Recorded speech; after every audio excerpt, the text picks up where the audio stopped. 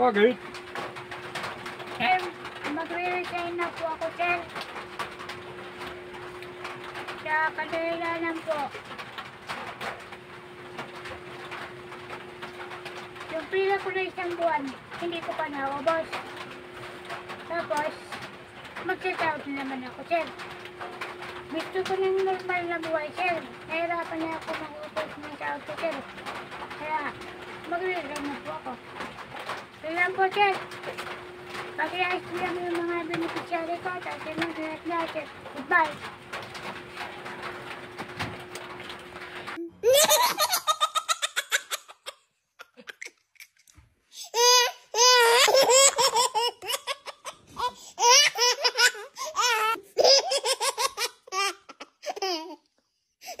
Ha ha ha ha!